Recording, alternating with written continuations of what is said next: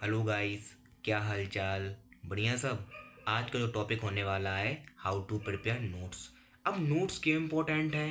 Notes ज़रूरी क्यों होते हैं? नोट्स इसलिए ज़रूरी होते हैं अगर आपको कोई रिवीजन लेना है, रिवीजन करना है। जैसे आपने बहुत चीज़ें पढ़ रखी हैं और आपको जल्दी जल्दी एग्जाम से पहले रिवाइज करनी है चीज़ों को, तो आपको नोट्स का रिवीजन करना पड़ेगा भाई। नोट्स चले और आपने टॉपिक्स को बहुत पहले पढ़ रखा है, उसके बाद आपने को रिवीजन करना है, तो उसके लिए बहुत इंपॉर्टेंट है रिवीजन टेक्निक। तो आज मैं आपको 3 पॉइंट क्लियर करूंगा बिना टाइम वेस्ट करे हुए।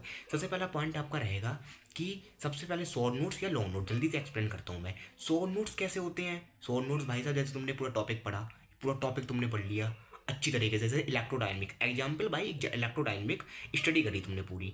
इलेक्ट्रोडायनेमिक स्टडी करी, इलेक्ट्रोडायनेमिक इलेक्ट्रोस्टैटिक से लेकर के तुमने एसी तक पूरी स्टडी कर ली। उसके बाद तुमने रिवीजन हो गया तुम्हारा लॉन्ग नोट से। उसके बाद तुमने शॉर्ट नोट्स क्या करे, उसी में 5 पन्ने में उसको बना दिए। तो ये हो गया तुम्हारा शॉर्ट नोट्स। लॉन्ग नोट्स क्या होते हैं? तुमने एक टॉपिक को बैंकर लेवल पे पढ़ाई करी, उसकी सॉल्विंग करी अच्छी लेवल पे, तो वो आपके हो गए लॉन्ग नोट्स।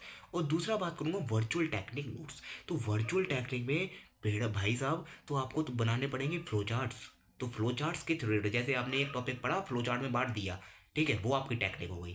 थर्ड टेक्निक आपको बताऊंगा कि मिस्टेक नोटबुक। जैसे कोई आप सम सॉल्व कर रहे हो, मैथमेटिक्स का सम सॉल्व कर रहे हो, जैसे जेई का जो स्टूडेंट होता है मैथमेटिक्स का सम सॉल्व करता है, मैथमेटिक्स का कोई भी स्टूडेंट हो आप, other competitive exam JEE NEET जो भी हो, तो आप कोई सम सॉल्व कर रहे हो और आपने सम लिखा बढ़िया से, सॉल्व करा और उसमें फार्मूला डिफरेंट हो गया, फार्मूला आपको पता नहीं चल रहा है, तो आपको फार्मूला के लिए आपको मिस्टेक नोटबुक बनानी, जिससे आप एग्जाम के एक दिन पहले उस फार्मूले को अच्छी तरह रिवाइज कर पाए भाई।